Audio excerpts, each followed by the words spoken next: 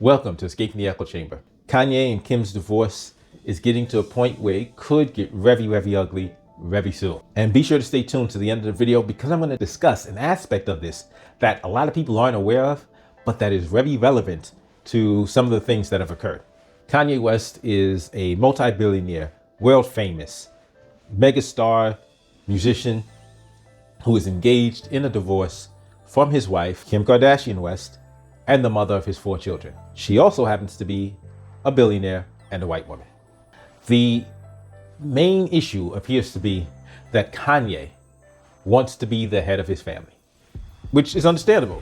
The husband should be the head of the family.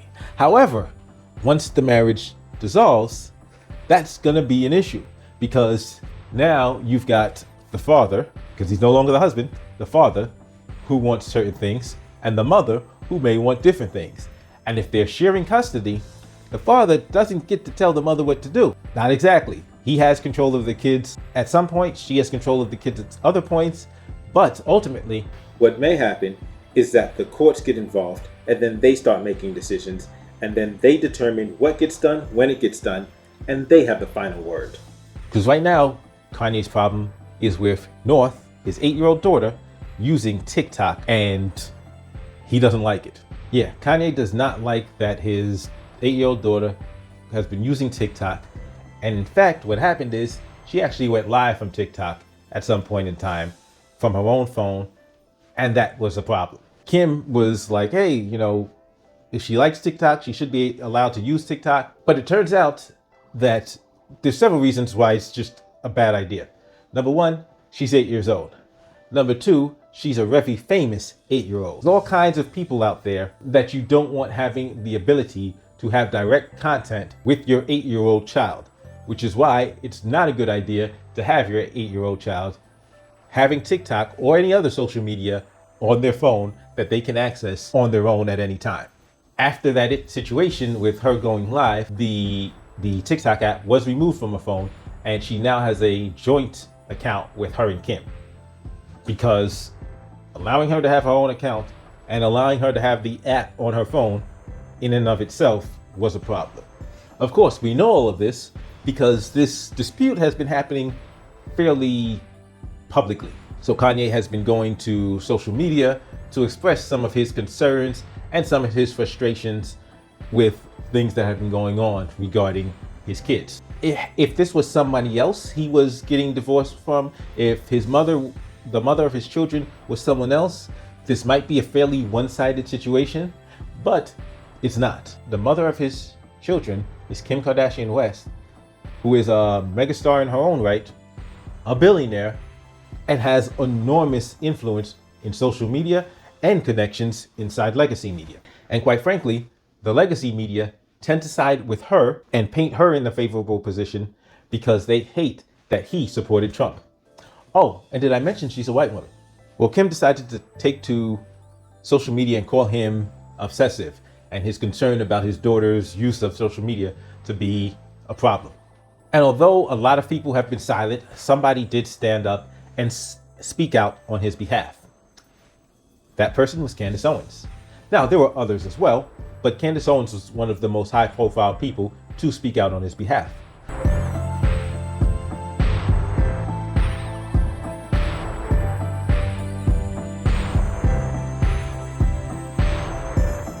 He, however, did thank her publicly on social media for her speaking out on the issue.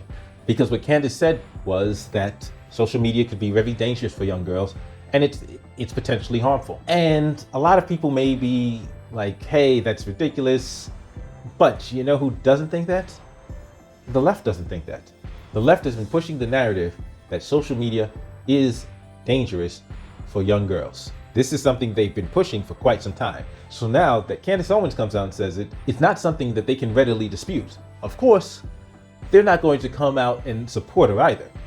But that's not something that they can come out and call her ridiculous or stupid for, because at this point in time, Candace Owens and the left are saying the same thing.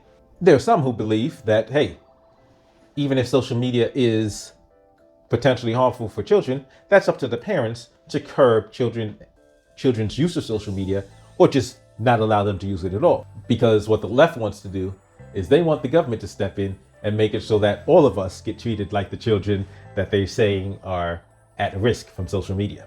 There's some people who may think that Candace Owens is just doing this because she's a clout chasing media fiend. And I'm like, this case, I think this is a position that Candace Owens truly believes in. Because if you think back to before she was a Trump supporter, she had actually founded a project called Social Autopsy. And the purpose, the aim of Social Autopsy was to counter cyberbullying. People that would harass others on social media and, these various websites. She founded this project to go after people who were engaged in online bullying and online harassment and hold them accountable. So this doesn't seem like something that she just started thinking of, or she just decided to jump into because she's trying to score points with Kanye or get in front of media cameras. It's something that she appears to have been concerned with for quite some time. Even though the left agrees with that particular position, even though this is something that she's a long held belief of hers, is the media actually going to step out and say, hey, Kanye was right about this? It's not likely. You know why it's not likely? They really hate Kanye. Because Candace, she's in her lane. She's the Republican whisperer. They love her for doing what she does, in her ability to make the right look as racist as they can. They don't like Kanye because Kanye actually has black friends. Kanye actually has black people, large numbers of black people that like him and respect him. They don't like Kanye. They don't like that Kanye doesn't follow the orthodoxy. They don't like that Kanye challenges their narrative. Kanye is a problem to them. And so they have to make sure they paint him as the villain every time they get a chance. That's why the battle that Kanye's got right now is an uphill one. And if this gets ugly, I think Kanye's gonna have to be prepared for what this media is going to do to him. Because that's really gonna get messy. To know more on why Candace Owens is so focused on bullying, you can check out this episode. As always, don't forget to give me the thumbs up, like, share, subscribe if you haven't already. But if you disagree with me, feel free to say why, give me the thumbs down, and state why in the comment section. I'll see you next time.